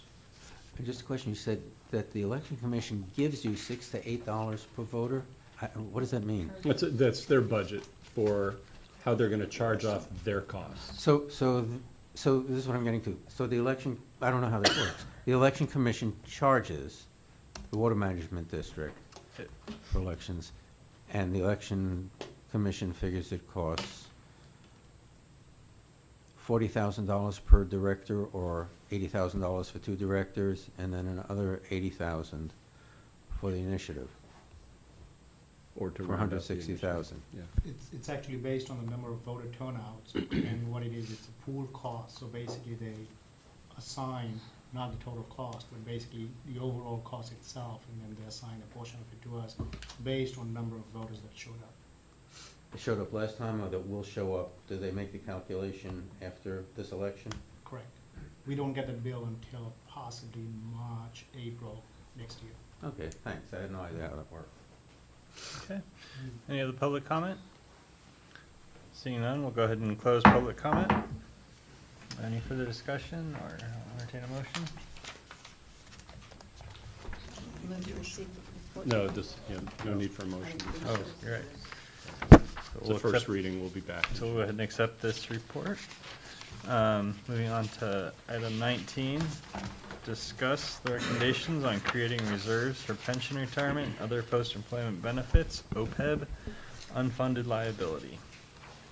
So we have a complicated staff note in the packet, and so what we're going to do is we'll try and simplify the process with the presentation, and hopefully at the end of the presentation it all makes sense as to what we try to capture in the staff note. We had to do what we had to do in the staff note. It's a very lengthy subject and there's a lot of details in it. So that's why we had to write the staff note the way we did. But hopefully going through this, we'll all come to the same page. So this is to discuss and recommend creating reserves, and that's towards the pension retirement and also the other post-employment benefits. Now these are two different programs, pension retirement program and then the OPEB program, what we commonly refer to as. On the pension side of it, the district provides pension benefits to its employees, and that's through the CalPERS system. There are two different member types with CalPERS. Anybody that got hired prior to January 1, 2013, they are referred to as classic members. They have the benefit program at 2% at 55 PERS formula. Now, PEPRA reform came about at the end of 2012, and so basically the PEPRA reform had said that any employee that gets hired after January 1, 2013, they get treated as a PEPRA member, and their benefits are basically reduced somewhat, so they go only 2% at 62 formula. Now there are some caveats with that. Basically, if an employee that has already been a classic member from another agency joins our agency and the length of separation between the previous job and this job is less than 6 months, they will come on as a classic employee, classic member. But if the separation of employment between the last job, which was a classic member first job, and the separation is more than 6 months, then they will come on as a PEPRA member. And anybody new that's not been in post system, joining after January 1, 2013, they get treated as a PEPRA member. So that's the distinction between the two member types. These are the costs that's basically associated with a classic member, and it's a employer-employee contribution sharing. And so what I've done is I've shown the 2017 cost that's going on for this fiscal year and what the costs are going to be for 2018-19. So you can see that there's a ER line, what's called the employer contribution rate. The district pays 5.9% on that. The employee pays 3%. And I'm looking at 2017-18, the first column. The employee contribution, the district pays 4%, the employee pays 3% on that. So if you put those percentages, the 9.921%, if you relate that in terms of dollars, that's what the dollar amount normal cost is reflected there is $247,000. And for the employee side, the 6%, if you convert them into a dollar, that comes to $149,000. So right now, the district pays $247,000 plus a UAL, what's called the unfunded accrued liability, and that's the difference between what the district has in its PERS plan asset plus what the accrued liability is. So in other words, what the benefits are going to be paid out to those employees. The difference of that is what's the UAL. So there's a flat line dollar amount for that, and for 17-18 we had $230,000, what I've highlighted in there. So the total cost for 17-18 district's share was about $480,000. Employees paid $150,000. Now we did 2 years ago when we did the MOU. We basically what we did was we shared the employee cost of the PERS retirement plan. So basically what we did was 2 years in a row, or 3 years in a row, we did 2, 2, and 2, so 6% for the employees. And we said effective July 1, 2018, we will get another 2% from the employees. So then if you look at 2018-19, you'll see district share 4.4%, and the employee rate goes to 5% for that. So that's the 2% that shifts starting July 1. the EE line 4 and 3, that remains the same. So now if you convert the dollar amount, the percentage to dollar amount, 8.4%, that comes out to about $199,000 in terms of dollars. And then the UAL, which is basically, again, a flat line for a series of payments over 30 years, and we'll look at that in the next slide, that comes to about $295. So 2018-19, the projected contribution on the district's part is going to be $495. And the employee part, you'll see it jumps to about $190,000. So there's that $50,000 gap, which basically is the additional 2% the employees are going to contribute. And in practice, what's actually happening is the normal cost piece, which is a percent of salaries, is paid on a monthly basis. The UAL is determined annually, and we've been paying that upfront, I believe. Yes, so basically there's an amortized payment for that over 12 months, but if you pay it on July 1, you save a little bit of interest money. So in other words, the $230,000 that we paid up front on July 1 of 2017, we actually saved about $10,000 or $12,000 in interest rate. So theoretically, we try to pay that up front, so we saved that little bit of interest rate. So this is the projected future employee or employer contributions for classic members. So we were just looking at right now the 2 years, and now if you project those out from 2019-20 to 2024-25, you'll see that the ER or the employer rate is going to be 4.9% for next fiscal year 19-20, and then it's projected to be 5.8%. Now this is just a projection that CalPERS puts out. That number could change up or could go down. It all depends on how CalPERS performs. And we'll talk about CalPERS performance in just a little bit. But what CalPERS puts out to us in actuarial reports, that's what we have the numbers to go by. The employee contribution, you'll see that's again flat line, 4%. That's not going to change. And then the normal cost, now converting those two percentages together, that's what district's normal cost or referred to as either we're going to pay it on a monthly basis or we're going to pay it all up front in one fiscal year, plus the UAL cost. So you can see that the cost starts going up. 1920 district's cost is about $570, and if you project that out all the way next 6 years, 2024, 25, you'll see that payment goes to about $830,000. So this is what the concern is basically. As our cost starts going up, we want to make sure that we are kind of like set up in such a way that we've got some reserves to look at and say, okay, this is where we could fund those extra dollars, or this is where we could look at that and say, this is where the shortfall is going to come from. But the reason for showing this is just to put into perspective the magnitude of the dollars, how it's going to rise over the next several years. And they have not projected any rates beyond 24, 25, but when we get the PERS report this year, we'll see what the rates for 25, 26 is going to look like. So each year, as the report comes out, we'll see one number in the report. Then we switch gears to the PEPRA member plan, and you'll see PEPRA member plan does not have significant cost. I mean, we don't have enough employees under PEPRA program right now. We've only got, this report only captured 3 employees. But going forward, as we hire new employees, there'll definitely be more employees in that. Right now, I believe we've got about 5 employees in the PEPRA program. But they were not reflective in this fiscal year report when we got the report from PERS. So 17, 18, small numbers, you'll see the employer contribution rate, district pays, that's not shared by the employee. And then the employee rate, 6.25, the employees pay, that's not shared by the employer as well. So employer pays their own, employee pays their own. Again, converting those percentage numbers into normal cost dollars, that's what the dollars look like. The unfunded liability, for the PEPRA plan, very small, $75 in 17-18. That's going to go up tenfold, $700 in 18-19. Again, it's a manageable number. We're not concerned about that number at all. And part of that's driven by when they passed PEPRA, you may recall that you said it was 2% at 62. Correct. So they've extended out the benefits, which changes how you calculate what the unfunded liability is. And so what they attempted to do is strike a better balance between how much the employee is contributing for their own pension costs, which helped us because it moves it away from the district, and then make the calculation, basically you work them longer and they don't accelerate as quickly, and that keeps the unfunded liability lower for the same type of employee than you would under the 2% at 55. It just lengthens the number of years the employee is going to be in the service, contributing to the service, as opposed to drawing the retirement benefit. So it lengthens it by another 7 years, which helps. Again, projecting the future employer contributions for the PEPRA members, you'll see 1920, it's 13,000, and then goes up to, it actually stays within the 13,000 range. So we're not concerned about that number at all. It's the classic member program that we are concerned about, but we wanted to show both numbers out there, what the unfunded liability was, and what it looked like for classic, and what it looked like for PEPRA.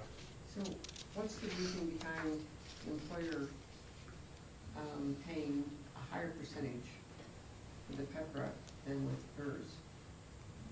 Well, because under PERS, we've kind of bought our percentage down by applying the employee portion against the employer portion, but we're picking up a piece of the employee, so the combined,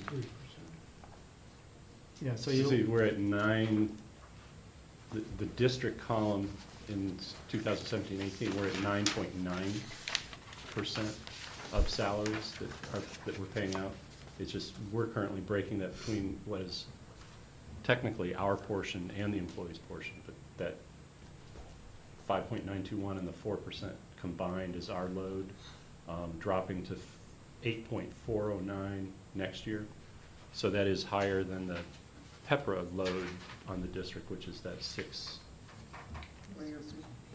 Just a little correct, it's actually 5.92 plus the 3%. Employees are putting in 3% in that. So the district share is 8.921% in 17-18, and then it's 9.4% in 18-19.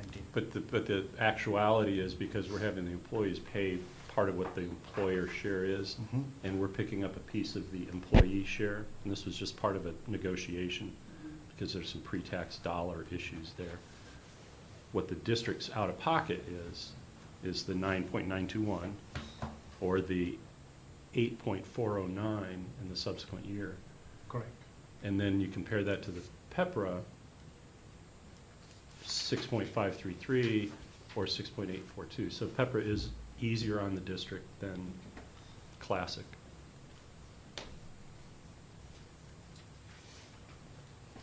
So we get to the bigger number, which is basically the district's planned funded status. So this is where we basically talked about the normal accrued liability, or which is the AL. For a classic member, you'll see that the accrued benefit comes out to about $17.6 million. So this is if all the employees retired at a given age, or with all the benefits. This is what we need in the asset amount to be. But in turn, our asset, our market value of the assets is only $12.6 million. So you'll see there's a shortfall, which is referred to as the UAL, or unfunded accrued liability. So if you take that unfunded liability over the district's planned accrued liability, you'll see it's 71.7% funded. So we have about a $5 million gap on the classic side, and on the PEPRA side, we have about $1,600 gap. So total, we've got a little less than about $5 million gap, meaning our assets don't equal to our liability, and that's where we need to be. And again, this is based on assumptions, PERS assumptions. Anytime PERS has a market loss or market gain, these numbers change. So this is kind of like a moving target. And it's kind of like a 30-year rolling moving target. So just like you have a home mortgage, except that in 30 years you pay a home mortgage and you're done with it. With this, you basically have that rolling number going forward. The calculation gets recalculated each year. And that all predicates based upon what the previous year the market did.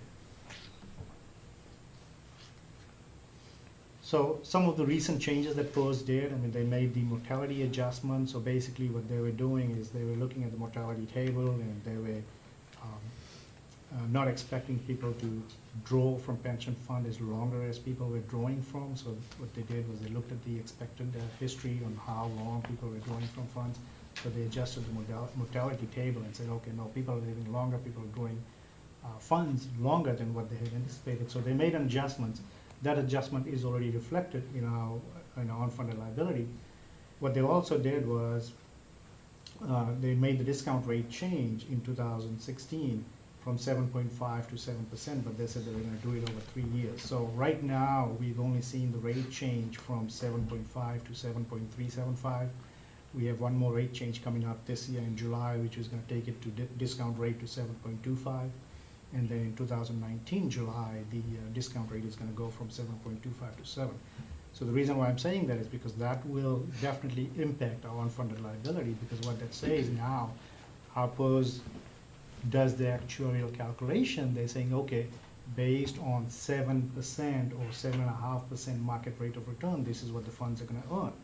Now, if they are going to reduce that, so all of a sudden they say, okay, our interest rate is not going to be 7.5%, it's going to be 7%. So investment earnings is going to go a little small. And with PERS, if you imagine PERS assumes that 60% of the funding comes from investments. The other 40% comes from employer and employee contributions. So 60% of the funding relies on the investment rate of return.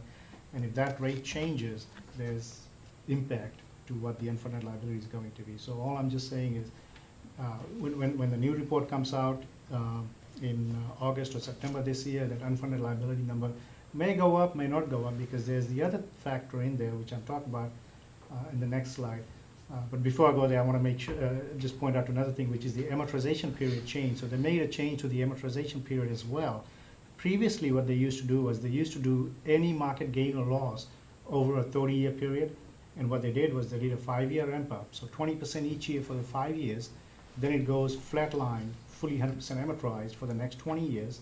So now you're 25 years into it.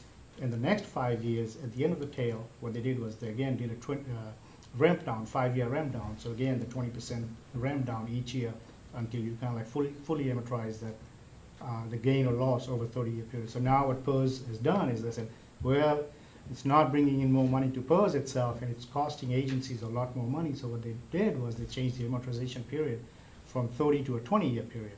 But that's not going to impact our previous balances. That's only going to go forward. So starting July 2019, any market gains or loss is not going to be amortized over a 30-year period. It's going to be amortized over a 20-year period. So that's actually good news for the plan. It may cost us more, but actually we get to pay them in shorter amount of time as opposed to a 30-year cycle.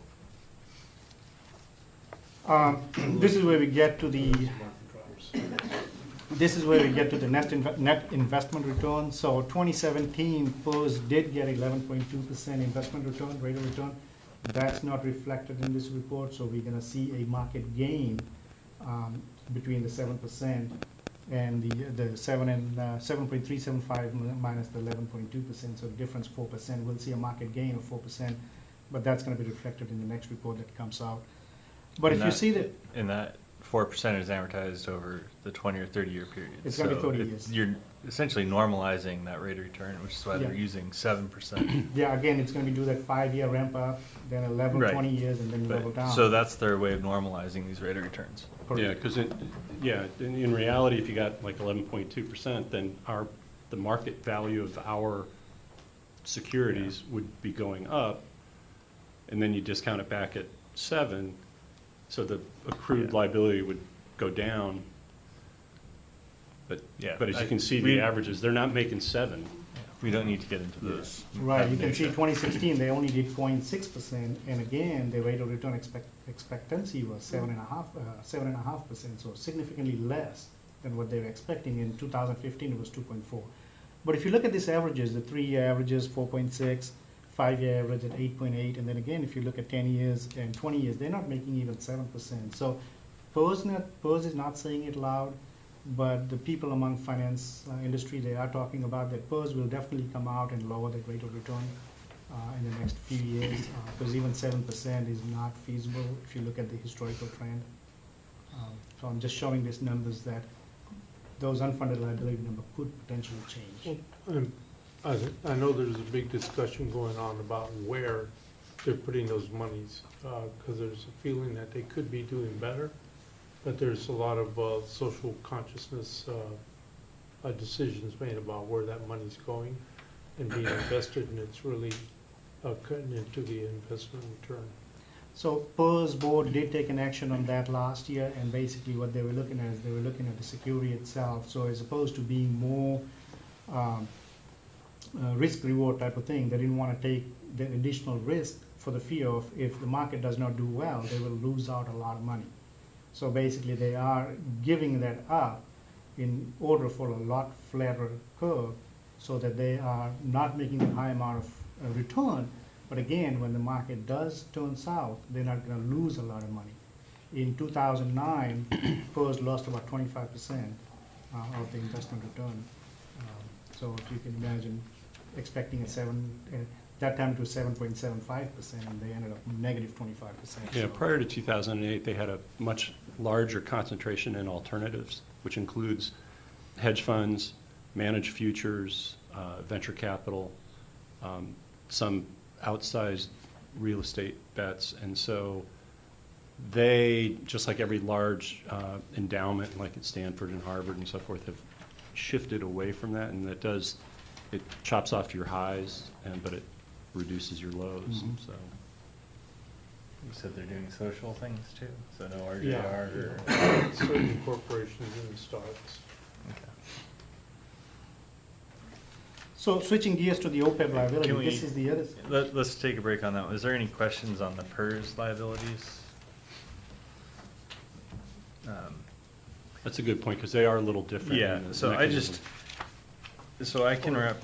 Yeah, I did, well, maybe it's not specifically on the liability, but going back to the PERS and PEPRA, and looking forward, does that take into account the attrition in the classic and the gain in the PEPRA? So this report that we're referring to right now, the numbers that we are looking to, that only goes back to June 30th, 2016. So because that was 2 years old, it doesn't actually fully account for all the changes that we're gonna have between the classic and the PEPRA. But again, anytime when we look at this, we'll always be about 2 years behind, simply because PERS is not able to put out a current report. Even for GASP 68 purposes, they still are actually 3 years behind on those reports. So anytime you look at these numbers, you can't say that, for example, we can't say that we are here in May of 2018, we don't even have the July or June 2017 numbers, and we won't have them until another 2 or 3 months. So, each year as we look at this. But what they're not doing is on the classic side saying, well, in classic, they are looking at points of retirement and then mortality and so forth.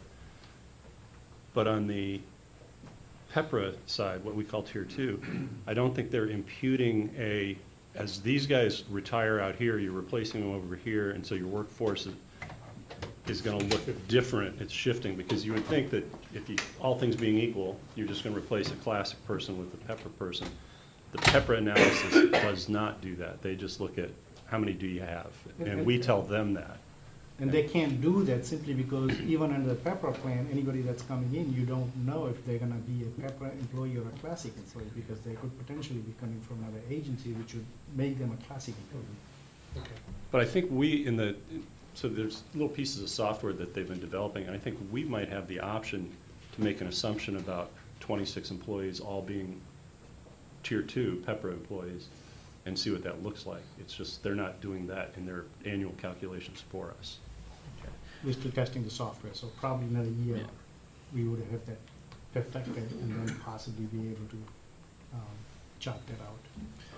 Okay, my question is, the annual UAL in 2017-18, it was 231, and we're showing, the total unfunded accrued liability is $5 million essentially. How do those two relate to each other, or do they?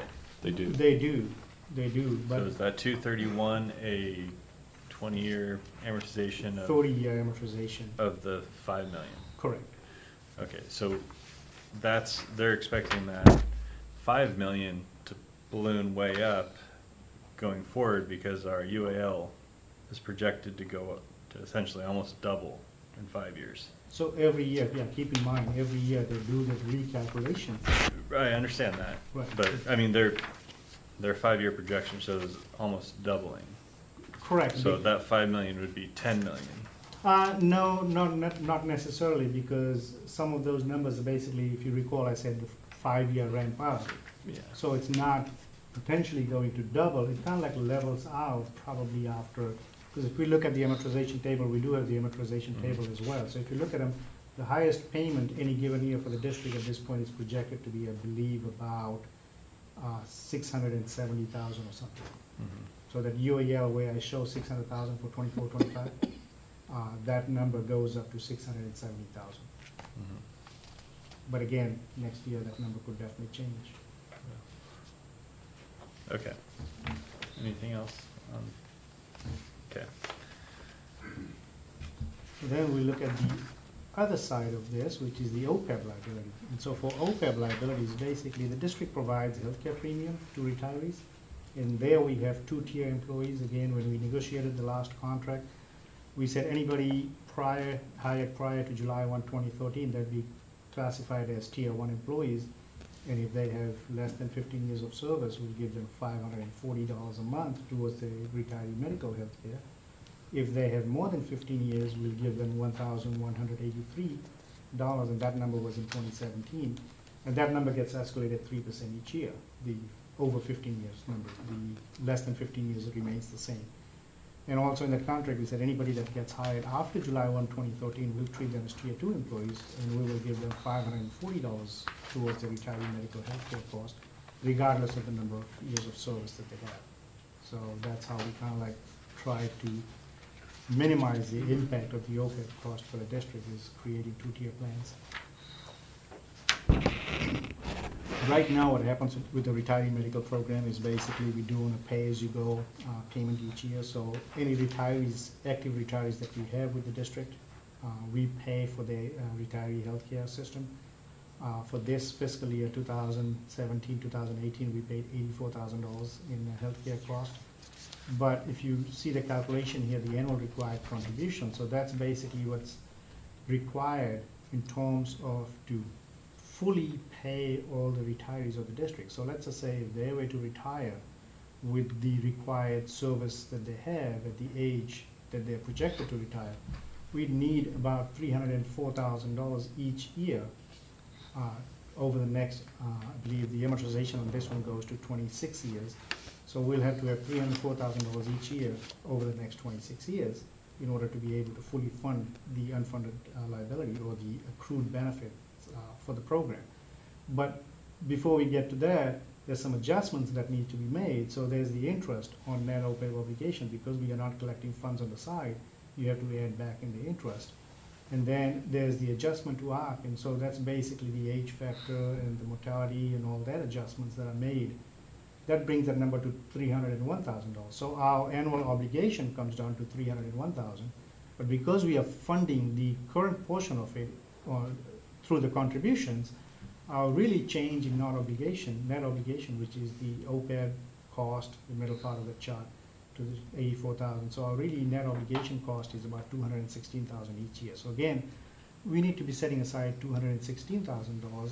If all things are equal, everybody retires from the district, all the existing employees and the number of years and service that they have, that's the amount of money we need to set aside. But again, not everybody retires from the district. I mean, over the last 3 or 4 years, we've had several employees that left the job. And so now new employees, when they come on board, they will be a tier 2 employee. So their benefit cost is going to be significantly less than what we have been paying on the tier 1 plan. So that number, it's kind of like also a moving target. It keeps changing. But we do, we go through this actuarial calculations because we are required by GASB 45 to do the calculations. And now the GASB 75, which is basically going to trigger the district to put that entire accrued liability on the books, just like it does on the pension side. So we'll end up booking that number on the book as well. And that number becomes the actuarial accrued liability, or the AAL, which is a collection of the benefits to be paid out, minus your actuarial value of assets. In the district's case, we don't have anything set aside. So our unfunded liability, or all these mouthful terms, the unfunded actuarial accrued liability, or the UAAL, is $3.2 million on the district's end. So if you take into account the $5 million on the PERS side, the pension, and $3 million on the OPEB side, we've got about $8 million of unfunded liability.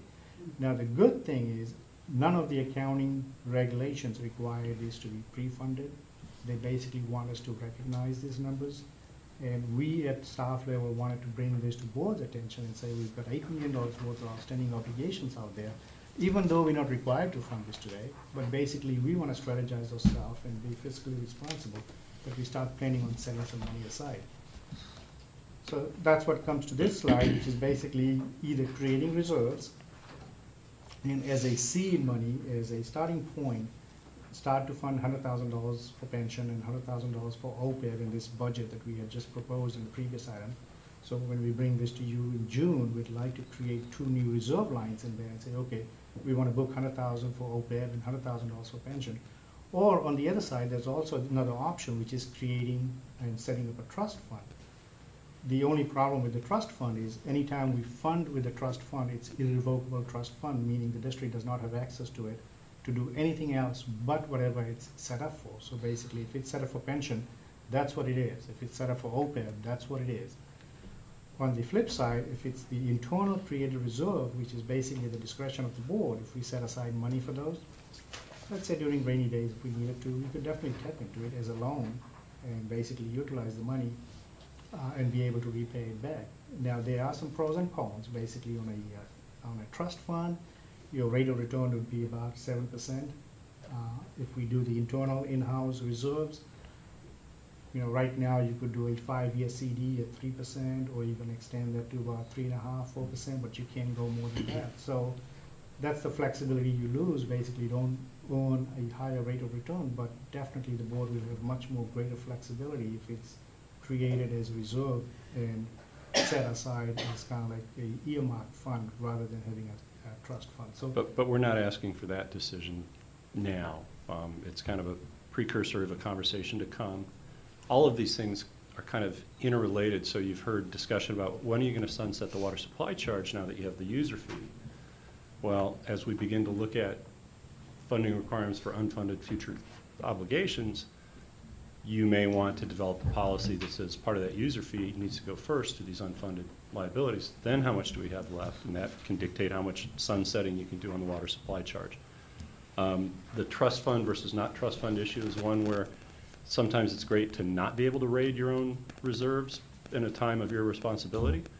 But conceivably, if you fully funded through a trust fund, you could have changes in assumptions and retirements and actuarial issues that could leave you overfunded with no way to ever take the money out. So you'd have to be cautious not to make a goal to fully fund your unfunded liability in a trust fund where you might have that kind of odd outcome of being overfunded, which probably wouldn't last very long, but it's still a possibility. So for now, we're just letting you know that we'd like to establish 2 placeholder accounts and put a little bit of money in them in the current budget, and then come back and talk about it. I guess the second more important thing is if you have any small children that you want to get to sleep, we're willing to do this presentation. So that concludes my presentation. That's the last piece of it. Is basically we'd like to come back at a later time, a later date, and come up with more formal reserve policy at that time, discuss and address whether you want to do Okay. trust funds or just internal reserves. Yeah, Questions? I'll try to keep it brief. I know some people got little kids. I just got a dog, and but we can put the dog to sleep too. Yeah, I can do that very easily. On this issue of the trust fund, we just went through this at Fora and elected to go to a trust fund, but the return was a little over 2.5%, something like that, not 7. And then you had to pay points for the investment vehicles and whatnot. But in terms of the OPEB reserves and that whole program, the health insurance that the district employees have, is that a district insurance supplied, or do they go out and get their own, or are they in a group? How does that one work? So it's a combination. Either when they retire, either they can be on the district's retirement plan or they can choose of their own. But the maximum amount that the district's going to pay is that flat line dollar amount. So it's not triggered based on the medical cost, which is a good thing. It's basically a internally district controlled dollar amount, dollar threshold. So if they can find a plan out there for $900, the district encourages them to do that, and we will only pay $900. but the district's existing health plan does offer a retirement plan as well. It's a little bit more than what it is for the active employees. For example, it's about $1,700 or $1,800. So the district would pay $1,200, $1,183, what number, and the rest gets paid by the employee. Thank you. Okay, I'll go to public comment if there's any. Seeing none, we'll close it. If there's any other questions from the board or comments? We need a motion to establish We the just, reserve account, or this is No, just direction? this is one of those where it's discussion and you've given us a sense that you would not react unfavorably if you saw 2 line items added to the next round of the budget. It just seems like the reserve account is the way to go.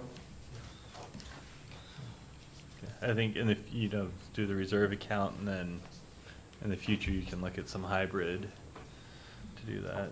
Yeah, we wanted to kind of like set this up as a starting point and then definitely come back with more formal options. Yeah, so the nice thing about beginning to establish these reserves is you can go further out on the yield curve and get higher returns.